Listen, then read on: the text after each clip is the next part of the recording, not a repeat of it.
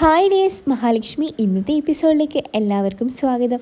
അങ്ങനെ നമ്മുടെ കണ്ണനാണെങ്കിൽ നമ്മുടെ കോടതിയിൽ എത്തിയിട്ട് പ്രതാപനോടും വാമനോടും ഒക്കെ പറയുന്നുണ്ട്, ഇത്രയും കാലം കളിച്ചതുപോലെയല്ല എന്ന് കളി കാര്യം മനസ്സിലാക്കി തരാനാണ് ഞാൻ നിങ്ങളിവിടെ കൊണ്ടുവന്നിരിക്കുന്നത്. അങ്ങനെ വാമൻ പറയുന്നുണ്ട്, എൻ്റെ പൊന്നുമോന് നിനക്ക് എന്ത് വേണമെങ്കിലും ഞാൻ തരാം. നിൻ്റെ ഭാര്യയും കുഞ്ഞിനെ ഇന്ന് വരെ ഞാൻ ഉപദ്രവിച്ചിട്ടില്ല. നിൻ്റെ അച്ഛനെ മാത്രം കൊല്ലുന്നു എന്നത് മാത്രമാണ് ഞാൻ ചെയ്തിട്ട്. നിനക്ക് എങ്ങനെയെങ്കിലും ഈ കേസിൽ നിന്ന് എന്നെ രക്ഷിക്കാൻ കഴിയുമെങ്കിൽ നീ രക്ഷിക്കണമേ എന്നൊക്കെ പറയുന്നുണ്ട്. അതിനുശേഷമാണെങ്കിൽ വാമനെയും പ്രതാപനെയും കോർട്ടിലോട്ട് വിളിപ്പിക്കുന്നുണ്ട്. അവിടെ ചെന്നിട്ട് വാമൻ പറയുന്നുണ്ട്, എനിക്ക് ഈ കേസുമായി ഒരു ബന്ധവും ഇല്ലെന്നൊക്കെ പറയുന്നുണ്ട്. അതിന് മുന്നേ ആയിട്ട് നമ്മുടെ മുത്തശ്ശിയാണെങ്കിൽ പ്രതാപനെ കണ്ടിരുന്നു. പ്രതാപനോട് പറഞ്ഞിരുന്നു, നമ്മുടെ മോള് ഇപ്പം മാർക്കോയുടെ കസ്റ്റഡിയിലാണ്. നീ ജയിച്ചാലും തോറ്റാലും അവൾ അവരെ കൊല്ലും. അതുകൊണ്ട് കുറ്റം നീ ഏറ്റ് ജയിലിൽ പോയേ മതിയാവുള്ളൂ പ്രതാപ. നമ്മുടെ കുഞ്ഞിൻ്റെ ജീവൻ രക്ഷിക്കാൻ ഇതല്ലാതെ മറ്റൊരു മാർഗം ഞാൻ കണ്ടെത്തുന്നില്ല എന്ന് പറഞ്ഞിരുന്നു മുത്തശ്ശിയാണെങ്കിൽ പ്രതാപനോട് കോർട്ടിൽ കയറുന്നതിൻ്റെ തൊട്ട് മുമ്പ്. അതുകൊണ്ട് തന്നെ പ്രതാപനാണെങ്കിൽ സത്യങ്ങളെല്ലാം ഏറ്റു പറയുന്നുണ്ട്. അതെ, ഞാൻ തന്നെയാണ് അയാളെ കൊന്നത്. ഇയാളാണ് എനിക്ക് കൊട്ടേഷൻ തന്നത്. ഇത്ര രൂപയടക്കം ഇയാൾ എനിക്ക് തന്നിരുന്നു. അയാളെ കൊല്ലാൻ പ്രത്യേകിച്ചൊരു കാരണമൊന്നും ഇയാൾ എന്നോട് പറഞ്ഞിരുന്നില്ല. അപ്പോൾ എന്നോട് മോൻ പറയുന്നുണ്ട്, എന്താണ് പ്രതാപ നീ ഇപ്പം ഇങ്ങനെയൊക്കെ പറയുന്നത്? നീ കേസ് മാറ്റി പറഞ്ഞാൽ മാത്രമേ നമുക്ക് രണ്ടുപേർക്കും പുറത്തിറങ്ങാൻ കഴിയൂ എന്ന് പറയുന്നുണ്ട്. അപ്പോൾ പ്രതാപൻ പറയുന്നുണ്ട്, എനിക്ക് നിന്നെ കൊടുക്കാൻ വേണ്ടിയിട്ടല്ല വാമദേവ, എൻ്റെ മകൾ ഇപ്പോൾ അവരുടെ കസ്റ്റഡിയിലാണുള്ളത്. അതുകൊണ്ട് എനിക്ക് സത്യം പറഞ്ഞേ മതിയാവും എന്നൊക്കെ പറയുന്നുണ്ട്.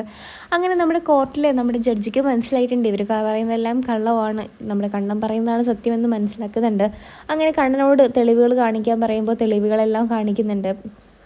പ്രതാപനാണെങ്കിൽ ആശുപത്രിയിൽ ഇരുന്ന സമയത്ത് ഇങ്ങനെ വിളിച്ചു പറയുന്നുണ്ടായിരുന്നു, ഞാനാണ് വിശ്വനാഥനെ കൊന്നതെന്നും അത് വാമദേവനാണ് എനിക്ക് അതിൻ്റെ കാര്യങ്ങൾ പറഞ്ഞു തന്നതെന്നും കൊട്ടേഷൻ തന്നതെന്നൊക്കെ പ്രതാപൻ ഇങ്ങനെ വിളിച്ചു പറയുന്നതൊക്കെ നമ്മുടെ ഒരു റെക്കോർഡാക്കിയിട്ട് നമ്മുടെ കണ്ണനാണെങ്കിൽ കോർട്ടിൻ്റെ മുമ്പിൽ തെളിയിക്കുന്നുണ്ട്. അതിനുശേഷം പ്രതാപനോട് വാമൻ പറയുന്നുണ്ട്, ഇവന് പ്രാന്തായിട്ടാണ് അവൻ അങ്ങനെയൊക്കെ പറഞ്ഞത്. ഞാനല്ലാതെ ഒന്നും ചെയ്തിട്ടില്ല, എനിക്ക് ആരെയും കൊല്ലാനുള്ള കൊട്ടേഷൻ കൊടുത്തിട്ടും ഇല്ലെന്നൊക്കെ പറയുന്നുണ്ട്.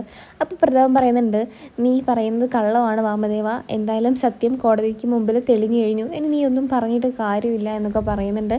അതോടൊപ്പം കണ്ണൻ പറയുന്നുണ്ട്, ഈ രണ്ട് പ്രതികളെയും തക്കതായ ശിക്ഷ കൊടുത്ത് ശിക്ഷിക്കണമെന്ന് കോടതി മുമ്പാകെ സമർപ്പിക്കുന്നു എന്നൊക്കെ പറയുന്നുണ്ട് നമ്മുടെ കണ്ണനാണെങ്കിൽ.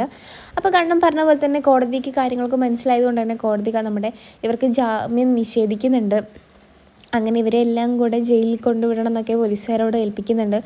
ദുർഗയുണ്ടെയാണെങ്കിൽ ഇതുവരെയായിട്ടും ഇതൊന്നും പറഞ്ഞത് വിശ്വസിച്ചിട്ടേ ഉണ്ടായിരുന്നില്ല. എന്നാൽ കോടതി മുമ്പിൽ സത്യം പറഞ്ഞപ്പോൾ കോടതി മുമ്പിൽ സത്യങ്ങളെല്ലാം തെളിഞ്ഞതുകൊണ്ട് തന്നെ ഇവർക്കത് വിശ്വസിച്ചേ മതിയാവുള്ളൂ. നമ്മുടെ വിശ്വനാഥനേട്ടനെ കൊന്നത് തൻ്റെ ചേട്ടനാണെന്നുള്ള സത്യം ദുർഗ അന്നാണ് ആദ്യമായിട്ട് മനസ്സിലാക്കിയിരുന്നത് തന്നെ.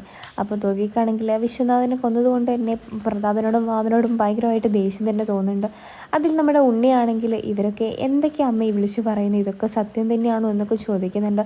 അങ്ങനെ ദുർഗയാണെങ്കിൽ കരഞ്ഞുകൊണ്ട് പറയുന്നുണ്ട്, ഇത്രയും കാലം ഇവർ നമ്മളെ കബളിപ്പിക്കുകയായിരുന്നു, ഇവർ നമ്മളെ കൂടെ നിന്ന് ചതിക്കുമായിരുന്നു മോനെ എന്നൊക്കെ പറഞ്ഞിട്ട് കരയുന്നുണ്ട്. ദുർഗയാണെങ്കിൽ കണ്ണൻ തന്നെയായിരുന്നു ശരി, അവനെ നമ്മൾ മനസ്സിലാക്കാതെ പോയല്ലോ, അവൻ തന്നെയായിരുന്നു, അവൻ പറഞ്ഞിരുന്നില്ലേ നമ്മളോട് ഇവരെല്ലാം നമ്മളെ പറ്റിക്കുകയാണ് കബളിപ്പിക്കുകയാണെന്ന്. നമ്മൾ ഒരിക്കൽ പോലും അത് വിശ്വസിക്കാൻ കൂട്ടായില്ല. അവരുടെ കൂടെ നിന്ന് കണ്ണനെയും മഹിയും കുഞ്ഞിനെയും ഒരുപാട് ദ്രോഹിച്ചു, അതിൻ്റെയൊക്കെ ശിക്ഷയായിരിക്കും ഇത് എന്നൊക്കെ പറയുന്നുണ്ട് ദുർഗയാണെങ്കിൽ. അതിനുശേഷം ദുർഗയാണെങ്കിൽ നമ്മുടെ വാമദേവനെ കണ്ടിട്ട് പറയുന്നുണ്ട്, താൻ എൻ്റെ ചേട്ടനാണോ? തനിക്ക് എങ്ങനെയാണോ ഇങ്ങനെയൊക്കെ ചെയ്യാൻ തോന്നുന്നത്? എൻ്റെ കുടുംബജീവിതം ഇല്ലാതാക്കിയിട്ട് തനിക്ക് എന്ത് സമാധാനവും സന്തോഷമാണ് കിട്ടുന്നത്? ഞാൻ എത്ര സ്നേഹിച്ചതാണ് എൻ്റെ വിശ്വേട്ടനെ എന്ന് തനിക്ക് നന്നായിട്ടറിയാം. എന്നിട്ടും താൻ അയാളെ കൊന്നു കളഞ്ഞില്ലേ? ഇനി തന്നോട് പൊറുത്താൽ എൻ്റെ വിശ്വേട്ടൻ ആത്മാവ് ഒരിക്കലും എന്നോട് പൊറുക്കുകയില്ല. അതുകൊണ്ട് പ്രതാപ, തൻ്റെ മകളെ ഇനി ഞങ്ങൾക്ക് ആവശ്യമില്ല. ഞാൻ പറയുന്നതേ എൻ്റെ മകൻ കേൾക്കുകയുള്ളൂ. അവനും തൻ്റെ മകളെ വേണ്ട. അവരുടെ കുഞ്ഞിനെ പോലും ഞങ്ങൾക്കിനി ആവശ്യമില്ല. എൻ്റെ വിശ്വേട്ടനെ ഇതുവരെ ശാന്തി കിട്ടാൻ ഞാൻ ഒന്നും ചെയ്തിട്ടില്ല. ഇതെങ്കിലും എനിക്ക് ചെയ്തേ മതിയാവും എന്നൊക്കെ പറയുന്നുണ്ട്. മുത്തശ്ശിയും കൂടെ ശപിക്കുന്നുണ്ട് നമ്മുടെ ദുർഗയാണെങ്കിൽ. ഇതെല്ലാം കേട്ട് ഒരു ഉളുപ്പുമില്ലാതെ പ്രതാപനും വാമദേവനും ആണെങ്കിൽ നിൽക്കുന്നുണ്ട്. അപ്പോൾ പ്രതാപൻ പറയുന്നുണ്ട്, ഞാൻ എന്ത് ചെയ്യാനാ? എനിക്ക് അന്നത്തെ കാര്യത്തിൽ നിങ്ങൾ വിശ്വേട്ടനാണോ ഭർത്താവെന്നും അല്ലെങ്കിൽ ഇതൊന്നും എനിക്ക് അറിയണ്ടായിരുന്നില്ല. എൻ്റെ മകളുടെ ജീവിതത്തിന് വേണ്ടിയിട്ടാണ് ഞാൻ അങ്ങനെയൊക്കെ ചെയ്തത്.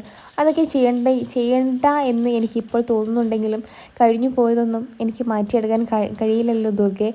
നിനക്ക് എന്നെ വെറുക്കാം, പക്ഷേ എൻ്റെ മോള് ഒരു തെറ്റും ചെയ്തിട്ടില്ല. അവളെ നിങ്ങൾ കൂട്ടിക്കൊണ്ടു പോകണം. അവൾക്ക് ഒരു വയറ്റിൽ കുഞ്ഞുണ്ടാവുന്നുണ്ട്, അതിനെയെങ്കിലും നിങ്ങൾ മനസ്സിലാക്കണം. അപ്പോൾ ഉണ്ണി പറയുന്നുണ്ട്, അമ്മേ എനിക്കെന്തായാലും അവളെ ഇനി വേണ്ട. അപ്പോൾ നമ്മുടെ ദുർഗ പറയുന്നുണ്ട്, അങ്ങനെ പറയരുത് മോനെ. അമ്മ അപ്പോഴത്തെ ദേഷ്യത്തിൽ പറഞ്ഞതാണ്. അവളുടെ വയറ്റിൽ ഒരു കുഞ്ഞ് വളരുന്നുണ്ടെങ്കിൽ അത് നിൻ്റെതാണ്. അതൊരിക്കലും ഇതൊന്നും അനുഭവിക്കേണ്ടേ വരുന്നില്ല. എന്തായാലും വിശ്വേട്ടൻ്റെ ആത്മാവിന് പൊറുക്കാൻ വേണ്ടിയിട്ട് നമുക്ക് എന്തായാലും കുറച്ച് നാൾ കരുണയെ കാണാനും വിളിക്കാനൊന്നും പോകണ്ട. പക്ഷേങ്കിൽ കരുണയെ നീ എന്തായാലും തീർച്ചയായിട്ടും വീട്ടിലോട്ട് കൂട്ടിക്കൊണ്ട് വരണം എന്നൊക്കെ അമ്മയാണെങ്കിൽ നമ്മുടെ ഉണ്ണിയോട് പറയുന്നുണ്ട്. ഉണ്ണിയാണെങ്കിൽ അമ്മ പറയുന്ന പോലെ കേൾക്കാമെന്നും അമ്മ എന്താണോ ആവശ്യപ്പെടുന്നത് അതെല്ലാം ചെയ്യാമെന്നൊക്കെ ദുർഗയ്ക്ക് വാക്ക് കൊടുക്കുന്നുണ്ട് നമ്മുടെ ഉണ്ണിയാണെങ്കിൽ. അതിനുശേഷം നമ്മുടെ ഉണ്ണിയാണെങ്കിലും ദുർഗയോട് പറയുന്നുണ്ട്, ഇത്രയും കാലം ഏട്ടനെ ഏട്ടത്തിയെ നമ്മൾ ഒരുപാട് വേദനിപ്പിച്ചു, ഇനി അതൊന്നും ചെയ്യാൻ പാടില്ല അമ്മേ. എന്തായാലും ഏട്ടനൊരു കുഞ്ഞുണ്ടായിട്ടുണ്ടല്ലോ, എന്തായാലും അവരെ നമുക്ക് വീട്ടിലോട്ട് വിളിച്ചിട്ട് കൊണ്ടുവരാം. എന്തായാലും ആരതിയൊക്കെ ഒഴിഞ്ഞിട്ട് കൊണ്ടുവരാൻ മോനെ. എന്തായാലും ആ കുഞ്ഞ് ആദ്യമായിട്ട് ഇങ്ങോട്ടേക്ക് വരുന്നതല്ലേ, ആരതിയൊക്കെ ഒഴിയണം, അങ്ങനെ കൊണ്ടുവരാൻ കഴിയൂ. പക്ഷേ ഇതൊക്കെ കാണാൻ സമ്മതിക്കുമോ എന്നൊന്നും എനിക്കറിയില്ല. കാരണം ആ കുഞ്ഞിനെ നമ്മൾ ഇല്ലാതാക്കാൻ ശ്രമിക്കുന്നത് കൊണ്ടാണ് വീണ്ടും വിളിച്ചു വരുന്നതെന്നൊക്കെ ആയിരിക്കും കണ്ണൻ വിചാരിക്കുന്നത്.